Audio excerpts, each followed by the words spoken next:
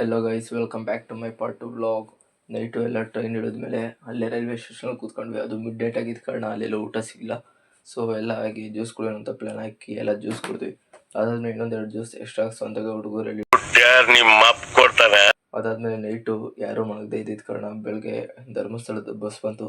So ಹುಡುಗರು ಅಲ್ಲೇ ಸ್ವಲ್ಪ ರೆಸ್ಟ್ ಮಾಡಿದ್ರು, ಮತ್ತು ಪ್ಯಾಸೆಂಜರ್ಸ್ ಕೂಡ ಅಲ್ಲೇ ಸ್ವಲ್ಪ ಹೊತ್ತು ರೆಸ್ಟ್ ಮಾಡಿದ್ರು. ಅದಾದಮೇಲೆ ನಾವು ಎಂಟ್ರಿ ಕೊಟ್ಟಿದ್ದೆ ಧರ್ಮಸ್ಥಳಕ್ಕೆ. ಎಲ್ಲ ಸ್ನ್ಯಾಪ್ ಆಗ್ತಿದ್ರು, ಅವ್ರವ್ರ ಫ್ರೆಂಡ್ಸ್ಗಳು ಮತ್ತು ಫೋಟೋ ತಗೊತಿದ್ರು.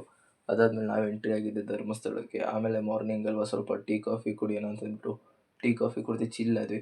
ಅದಾದಮೇಲೆ ನೀಟಾಗಿ ಎಲ್ಲ ಫ್ರೆಶ್ ಅಪ್ ಅದಕ್ಕೆ ಎಲ್ಲ ನೀಟಾಗಿ ರೆಡಿಯಾಗಿ ಧರ್ಮಸ್ಥಳಕ್ಕೆ ಹೊರಟ್ವಿ. ಅದಾದಮೇಲೆ ಅಲ್ಲಿ ರೂಮಲ್ಲಿ ಕೂಡ ಜಾಸ್ತಿ ಜನ ಇದ್ದಿದ್ದ ಕಾರಣ ಸೊ ಹಾಗೆ ನಾವು ಕೂತ್ಕೊಂಡು ಒಂದೆರಡು ಫೋಟೋಸ್ ತಗೊಂಡು ಹಾಗೆ ಸ್ವಲ್ಪ ಸ್ನ್ಯಾಕ್ಸ್ ಬುಕ್ ಮಾಡಿಕೊಂಡು ತಿಂದ್ವಿ. ಅದಾದಮೇಲೆ ನಾವು ಧರ್ಮಸ್ಥಳಕ್ಕೆ ಎಂಟ್ರಿ ಆದ್ವಿ. ಅದಾದಮೇಲೆ ಮಂಜುನಾಥ ಸ್ವಾಮಿ ದರ್ಶನ ಪಡೆದ್ವಿ. ಆಮೇಲೆ ಔಟ್ಸೈಡ್ ಬಂದು ಎಲ್ಲ ಸ್ವಲ್ಪ ಗ್ರೂಪ್ ಫೋಟೋ, ನಾರ್ಮಲ್ ಫೋಟೋಸ್ ತಗೊಂಡ್ವಿ. ಅದಾದಮೇಲೆ ನಾವು ಹೊರಟಿದ್ದೆ ಸೌದರ ಗಣಪತಿ, ಇದನ್ನು ಗಂಟೆ ಗಣೇಶ ಅಂತ ಕೂಡ ಹೇಳ್ತಾರೆ, ಫೇಮಸ್ ಗಣೇಶ ಇದು. ಅದಾದಮೇಲೆ ನಾವು ಕುಕ್ಕೆ ಸುಬ್ರಹ್ಮಣ್ಯ ಸ್ವಾಮಿ ಟೆಂಪಲ್ಗೆ ಹೊರಟ್ವಿ. ಅಲ್ಲಿ ಸ್ವಲ್ಪ ಕುಕ್ಕೆ ಸುಬ್ರಹ್ಮಣ್ಯ ಸ್ವಾಮಿನ ನೋಡಿಕೊಂಡು ಹಾಗೆ ನಾವು ಅಲ್ಲೇ ಸ್ವಲ್ಪ ಹೊತ್ತು ರೌಂಡ್ಸ್ ಹಾಕಿದ್ವಿ.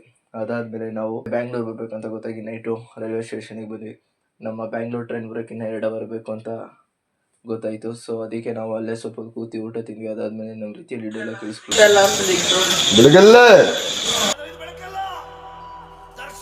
ಅದಾದಮೇಲೆ ನಾವು ಟ್ರೈನಲ್ಲಿ ಎಲ್ರಿಗೂ ಜಾಗ ಸಿಕ್ತು, ಟ್ರೈನಲ್ಲಿ ಎಲ್ಲ ಕೂತ್ಕೊಂಡ್ವಿ. ಅದಾದಮೇಲೆ ಒಂದು ಆಂಟಿ ಬಿಹೇವಿಯರ್ ನೋಡಿ ನಾವಂತೂ ಫುಲ್ ಟೆನ್ಸ್ಡ್ ಆಗಿದ್ವಿ. ಅದನ್ನು ನೆಕ್ಸ್ಟ್ ವ್ಲಾಗಲ್ಲಿ ಅಪ್ಲೋಡ್ ಮಾಡ್ತೀನಿ ನೋಡಿ ಗೈಸ್.